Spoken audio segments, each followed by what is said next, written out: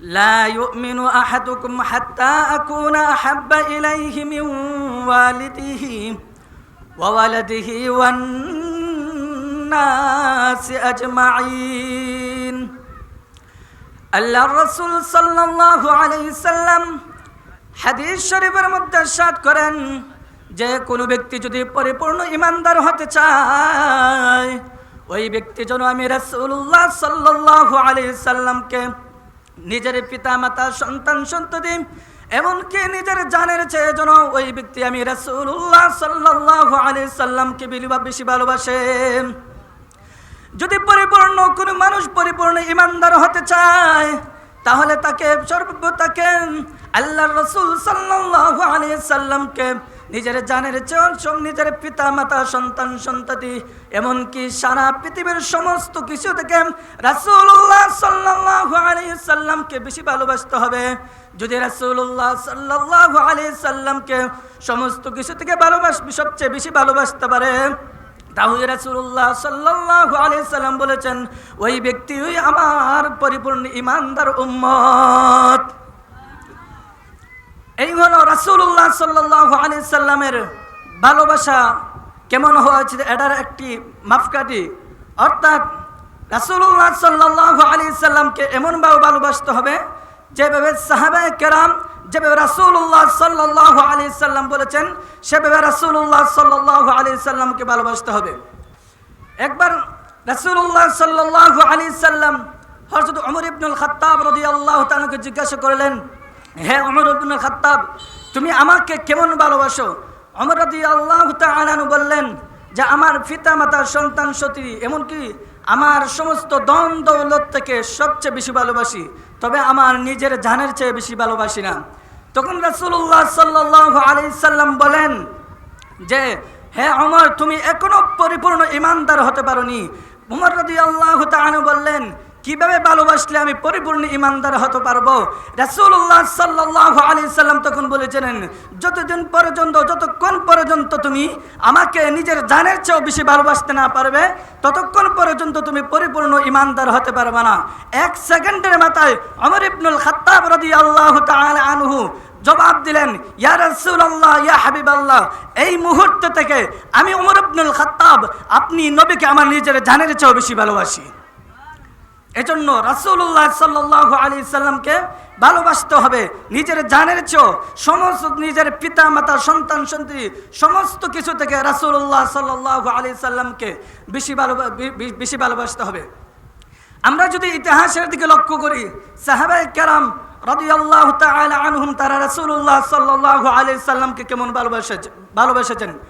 নবীজির একজন মহিলা সাহাবী যখন উহুদের ময়দানে রাসূলুল্লাহ সাল্লাল্লাহু আলাইহি সাল্লামের যুদ্ধের সময় রাসূলুল্লাহ সাল্লাল্লাহু আলাইহি সাল্লামের কাফের মুশরিকরা মৃত্যু খবর ছড়িয়ে দিল মদিনাতে যে কদ কুতিলা মুহাম্মদ তো শহীদ হয়ে গেছে, মুহাম্মদ তো মৃত্যুবরণ করেছে। এই মিথ্যা সংবাদ যখন মদিনার মধ্যে ছড়িয়ে দিল তো নবীজির এই মহিলা সাহাবী নবীজির প্রেমে এই কথা শোনার সাথে সাথে সে পাগল পারা হয়ে গেল, মদিনার দিকে উহুদের ময়দানের দিকে ছুটতে লাগলো। দৌড়াতে যখন ওই মহিলা কিছুক্ষণ অগ্রসর হওয়ার পর একদল লোকের সাথে সাক্ষাৎ হলো। লোকেরা জিজ্ঞাসা করলো, মহিলা তুমি কোথায় যাও? মহিলা ডাক দিয়ে বলেন, উহুদের ময়দানে নাকি আমার নবীজি শহীদ হয়ে গেছেন, আমি সেটা সত্য নাকি মিথ্যা যাচাই করার জন্য উহুদের ময়দানে যাচ্ছি। যদি আমার নবীজি দুনিয়া থেকে চলে যায় তাহলে এই দুনিয়াতে থেকে আমার কোনো লাভ নেই। ওই মহিলা যখন এই কথা বললাম, লোকেরা বললাম উহুদের ময়দানে গিয়ে লাভ নাই, তোমার স্বামী শহীদ হয়ে গেছে, তোমার ভাই শহীদ হয়ে গেছে, তোমার সন্তান শহীদ হয়ে গেছে। মহিলা ডাক দিয়ে বলে, আমার ভাই স্বামী সন্তান শহীদ হয়ে যাক তাতে আমার কিছু আসে যায় না, আগে বলো রাসূলুল্লাহ সাল্লাল্লাহু আলাইহি সাল্লাম উহুদের ময়দানে কেমন আছেন? আরো সামনে অগ্রসর হওয়ার পর আরেক দল লোকের সাথে সাক্ষাৎ হলাম। আরেক দল লোক ওই লোকেরা জিজ্ঞাসা করলো, মহিলা তুমি কোথায় যাও? মহিলা জিজ্ঞা উত্তরে বলল, উহুদের ময়দানে নাকি আমার নবীজি শহীদ হয়ে গেছে, নবীজি কেমন আছে সেটা দেখার জন্য আমি উহুদের ময়দানে যেতেছি। তখন লোকেরা ডাকতে বললাম, অগমাঘিলাম উহুদের ময়দানে গেলাম, তাই সেখানে তোমার স্বামী, তোমার সন্তান, তোমার ভাই শহীদ হয়ে গেছেন। এভাবে একের পর এক 3 দল বাহিনী এই খবর, এই কথা যখন বলল, লোক মহিলা ডাকতে বলে, এরে লোকেরা, তোমাদেরকে আমি জিজ্ঞাসা করলাম আমার নবীজি উহুদের ময়দানে কেমন আছে সেটার খবর দেওয়ার জন্য, কিন্তু তোমরা একদল লোক তোমরা সেটার উত্তর না দিয়ে শুধু বলতেছো যে উহুদের ময়দানে আমার স্বামী শহীদ হয়ে গেছে, আমার ভাই শহীদ হয়ে গেছে, সন্তান শহীদ হয়ে গেছে। লোকেরা, একটাবারও তোমরা বললে না উহুদের ময়দানে আমার নবীজি কেমন আছেন? আমি এটা কোনো পরোয়া করি না, আমার স্বামী শহীদ হয়ে গেছে আমি এটা চিন্তা করি না, আমার ভাই শহীদ হয়ে গেছে, আমার সন্তান শহীদ হয়েছে, এতে আমার দুঃখ নেই। আগে বললাম উহুদের ময়দানে আমার নবীজি এখনো জীবিত আছে নাকি শহীদ হয়ে গেছে? এই কথা বলে মহিলা পাগল নির্বেশে আবারও উহুদের ময়দানে থেকে ছুটতে লাগলো। উহুদের ময়দানে গিয়ে যখন রাসূলুল্লাহ সাল্লাল্লাহু আলাইহি সাল্লামকে জীবিত অবস্থায় দেখতে পেল, তখন দীর্ঘ একটি নিঃশ্বাস ছেড়ে দিয়ে বলল, ইয়া রাসূলুল্লাহ, ইয়া হাবিবাল্লাহ, ওগো আল্লাহর রাসূল, আমি যখন শুনতে পেলাম, আমি যখন আপনাকে রক্তাক্ত অবস্থায় মদিনার মধ্যে জীবিত পেলাম, ইয়া রাসূলুল্লাহ, আল্লাহর কসম করে বলছি নবীজি, আমার ভাই শহীদ হয়ে গেছে, আমার সন্তান শহীদ হয়ে গেছে, আমার স্বামী শহীদ হয়ে গেছে, তাতে আমার বিন্দুমাত্র দুঃখ নেই নবীজি, আপনাকে দেখা মাত্র আমার সমস্ত কষ্ট দূর হয়ে গেছে। এই ছিল রাসূলুল্লাহ সাল্লাল্লাহু আলাইহি সাল্লামের প্রতি সাহাবায়ে কেরামের ভালোবাসা। যদি আমরা রাসূলুল্লাহ সাল্লাল্লাহু আলাইহি সাল্লামকে এভাবে ভালোবাসতে পারি, তাহলে আমরা পরিপূর্ণ ইমানদার হতে পারবো। আর যখন আমরা রাসূলুল্লাহ সাল্লাল্লাহু আলাইহি সাল্লামকে ভালোবাসতে পারবো, একটা নিয়ম আছে, যখন কোনো মানুষের প্রতি কোনো মানুষকে ভালো লাগা কাজ করে, তখন ওই মানুষের কথা, আচরণ, সমস্ত কিছু ভালো লাগে, তার কথাবার্তা, তার যে আদেশ নির্দেশ, সমস্ত কিছু ভালো লাগে। যখন আমরা রাসূলুল্লাহ সাল্লাল্লাহু আলাইহি সাল্লামকে আমরা ভালোবাসতে শুরু করব, আমরা ভালোবাসে ফেলবো, তখন তো অটোমেটিক রাসূলুল্লাহ সাল্লাল্লাহু আলাইহি সাল্লামের আদর্শ আমাদের ভিতরে অটোমেটিক ফিট হয়ে যাবে। কারণ কোনো ব্যক্তিকে যখন আমার ভালো লাগবে, কোনো ব্যক্তির দিকে যখন আমি ঝুঁকে যাব, তখন ওই ব্যক্তির কথাগুলি মানতে আমার দিলের মধ্যে আলাদা একটা কাজ করবে। এজন্য আগে আমাদেরকে রাসূলুল্লাহ সাল্লাল্লাহু আলাইহি সাল্লামের প্রতি ভালোবাসা অর্জন করতে হবে। যদি আমরা রাসূলুল্লাহ সাল্লাল্লাহু আলাইহি সাল্লামকে ভালোবাসতে পারি, তাহলে আমরা পরিপূর্ণ ইমানদার হতে পারবো, অন্যথায় পরিপূর্ণ ইমানদার হতে পারবো না। আল্লাহ তাআলা আমাদের প্রত্যেককে পরিপূর্ণ ইমানদার হওয়ার তৌফিক দান করুন। এজন্য আমরা প্রত্যেকে চেষ্টা করব রাসূলুল্লাহ সাল্লাল্লাহু আলাইহি সাল্লামকে পরিপূর্ণ ভালোবাসার, যেভাবে সাহাবায়ে কেরাম রাসূলুল্লাহ সাল্লাল্লাহু আলাইহি সাল্লামকে ভালোবেসেছেন।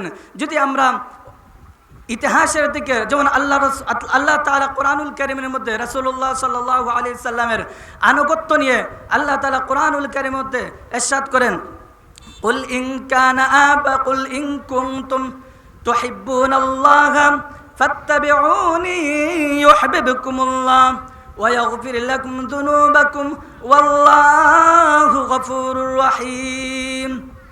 আল্লাহ তাআলা বলেন যে, হে নবী, আপনি আপনার উম্মতদেরকে বলে দিন, তারা যদি আমি আল্লাহ তাআলাকে ভালোবাসতে চায়, তারা যেন আপনি নবীজির আনুগত্য করে, ওয়াগফির লাকুম যুনুবাকুম, এর ফলে আমি তাদের সমস্ত গুনাহগুলো মাফ করে দেব। এজন্য আমরা যদি রাসূলুল্লাহ সাল্লাল্লাহু আলাইহি সাল্লামের আনুগত্য করতে পারি, তাহলে আল্লাহ তাআলাকে ভালোবাসা হবে। আর আল্লাহ তাআলাকে যখন আমরা ভালোবাসবো, তখন আল্লাহ তাআলা আমাদের জীবনের সমস্ত গুনাহগুলো মাফ করে দিবেন। এজন্য আল্লাহ রাসূল সাল্লাল্লাহু আলাইহি সাল্লামকে যেমন ভালোবাসতে হবে, তেমন তাকে আনুগত্য করতে হবে। এজন্য ভালোবাসতে হবে এমনভাবে যেভাবে সাহাবায়ে কেরাম রাসূলুল্লাহ সাল্লাল্লাহু আলাইহি সাল্লামকে ভালোবেসেছেন। হযরত খাব্বাব রাদিয়াল্লাহু তাআলা আনহু একটি দৃষ্টান্ত দিয়ে শেষ করে নিব। হযরত খাব্বাব রাদিয়াল্লাহু তাআলা আনহুকে যখন নবীজির ভালোবাসার পরীক্ষা নেওয়া হয়েছিল, খাব্বাব রাদিয়াল্লাহু তাআলা আনহুকে যখন ফাঁসির মঞ্চে ঝোলানো হচ্ছিল, তখন আবু সুফিয়ান খাব্বাব রাদিয়াল্লাহু তাআলাকে ডাকতে বলল, হে খাব্বাব, তোমাকে যেই ফাঁসির মঞ্চে আমরা দাঁড় করিয়েছি, সেই ফাঁসির মঞ্চে যদি আমরা তোমার নবী মুহাম্মদ সাল্লাল্লাহু আলাইহি সাল্লামকে দাঁড় করাই, আর এর বিনিময়ে তোমার পরিবার, তোমাকে সহ তোমার পরিবার, সন্তান সন্ততি সবাইকে আমরা আরাম আয়েশের জীবন দান করব। তখন খাব্বাব রাদিয়াল্লাহু তাআলা আনহু বলেছিলেন যে, হে আবু সুফিয়ান, শুনে রাখো, আমি রাসূলুল্লাহ সাল্লাল্লাহু আলাইহি সাল্লামকে এমনভাবে ভালোবাসি, আমার সামনে যে আমি যেই ফাঁসির মঞ্চে দাঁড়িয়ে আছি, এই ফাঁসির মঞ্চ যদি কোনো কাফের আমার নবীজিকে বিন্দু মাত্র একটা ফুলের টুকরা দেওয়ার চেষ্টা করে, আমি খাব্বাব রাদিয়াল্লাহু তাআলা আনহু সেই ফাঁসির মঞ্চ থেকে আমার সমস্ত শক্তিকে একত্রিত করে আমি কাফের মুশরিকদের বিরুদ্ধে আমি যুদ্ধ করার জন্য প্রস্তুত হয়ে যাব। এই ছিল সাহাবায়ে কেরামদের ভালোবাসা রাসূলুল্লাহ সাল্লাল্লাহু আলাইহি সাল্লামের প্রতি। ঠিক তেমনিভাবে আমরাও যদি রাসূলুল্লাহ সাল্লাল্লাহু আলাইহি সাল্লামকে ভালোবাসতে পারি, তাহলে আমরাও পরিপূর্ণ ঈমানদার হয়ে যাব এবং কাল কিয়ামতের দিন নবীজির আমাদের শাফায়াত পাওয়া আমাদের জন্য সহজ হয়ে যাবে। এজন্য আমরা প্রত্যেকে চেষ্টা করব, যখন রাসূলুল্লাহ সাল্লাল্লাহু আলাইহি সাল্লামের ভালোবাসার পরীক্ষা আসে, যখন রাসূলুল্লাহ সাল্লাল্লাহু আলাইহি সাল্লামকে কোনো নাস্তিক এবং কুলাঙ্গার গালি দেয়, তখন আমরা প্রত্যেকে নিজের জান মাল নিয়ে আমরা রাজপথে নেমে আসবো রাসূলুল্লাহ সাল্লাল্লাহু আলাইহি সাল্লামের ভালোবাসা পরীক্ষার জন্য। আল্লাহ তাআলা আমাদের প্রত্যেককে যে কথাগুলো বললাম সেই কথাগুলোর উপর আমল করার তৌফিক দান করুন। ওয়া আখির দাওয়ানা আনিল হামদুলিল্লাহি রাব্বিল আলামিন।